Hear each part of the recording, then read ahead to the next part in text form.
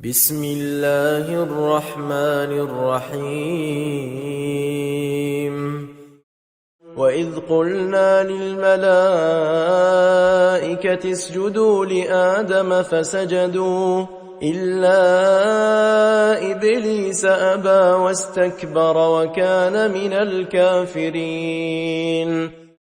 اور جب ہم نے فرشتوں کو حکم دیا کہ آدم کے آگے سجدہ کرو تو وہ سب سجدے میں گر پڑے مگر شیطان نے انکار کیا اور غرور میں آ کر کافر بن گیا۔ سب جھک گئے۔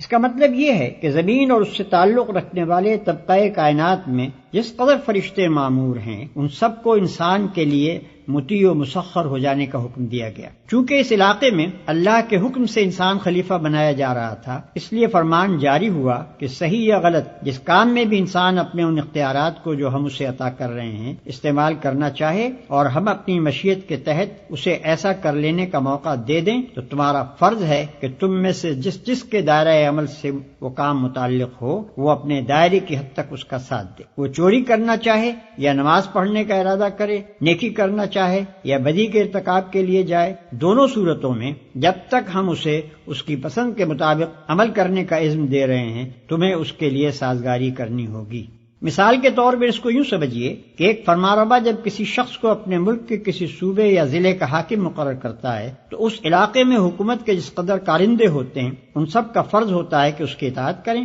اور جب تک فرمانروا کا منشا یہ ہے کہ اسے اپنے اختیارات کے استعمال کا موقع دے اس وقت تک اس کا ساتھ دیتے رہیں، قطع نظر اس سے کہ وہ صحیح کام میں ان اختیارات کو استعمال کر رہا ہے یا غلط کام میں۔ البتہ جب جس کام کے بارے میں بھی فرمانروا کا اشارہ ہو جائے کہ اسے نہ کرنے دیا جائے تو وہیں ان حاکم صاحب کا اقتدار ختم ہو جاتا ہے اور انہیں ایسا محسوس ہونے لگتا ہے کہ سارے علاقے کے اہلکاروں نے گویا ہڑتال کر دی ہے، حتیٰ کہ جس وقت فرمانروا کی طرف سے ان حاکم صاحب کی معزولی اور گرفتاری کا حکم ہوتا ہے تو وہی ماتحت و خدام جو کل تک ان کے اشاروں پر حرکت کر رہے تھے ان کے ہاتھوں میں ہتکڑیاں ڈال کر انہیں کشا کشا دارالفاسقین کی طرف لے جاتے ہیں۔ فرشتوں کو آدم کے لیے سرب سجود ہو جانے کا جو حکم دیا گیا تھا اس کی نوعیت کچھ اسی قسم کی تھی۔ ممکن ہے کہ صرف مسخر ہو جانے ہی کو سجدے سے تعبیر کیا گیا ہو، مگر یہ بھی ممکن ہے کہ اس انقیاد کی علامت کے طور پر کسی ظاہری فعل کا بھی حکم دیا گیا ہو، اور یہی زیادہ صحیح معلوم ہوتا ہے۔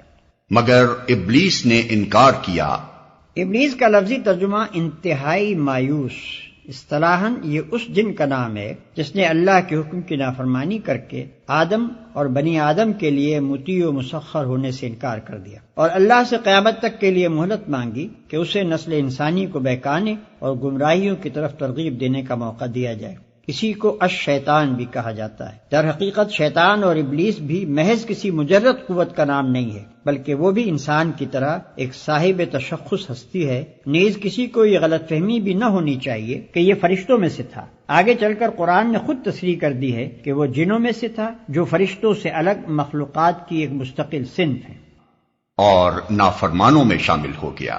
ان الفاظ سے ایسا معلوم ہوتا ہے کہ غالباً ابلیس سجدے سے انکار کرنے میں اکیلا نہ تھا، بلکہ جنوں کی ایک جماعت نافرمانی پر آمادہ ہو گئی تھی، اور ابلیس کا نام صرف اس لیے لیا گیا ہے کہ وہ ان کا سردار اور اس بغاوت میں پیش تھا۔ لیکن اس آیت کا دوسرا ترجمہ یہ بھی ہو سکتا ہے کہ وہ کافروں میں سے تھا۔ اس صورت میں مطلب یہ ہوگا کہ جنوں کی ایک جماعت پہلے سے ایسی موجود تھی جو سرکش و نافرمان تھی، اور ابلیس کا تعلق اسی جماعت سے تھا۔ قرآن میں بالعموم شیاطین کا لفظ انہی جنوں اور ان کی ذریت نسل کے لیے استعمال ہوا ہے، اور جہاں شیاطین سے انسان مراد لینے کے لیے کوئی قرینہ نہ ہو وہاں یہی شیاطین جن مراد ہوتے ہیں۔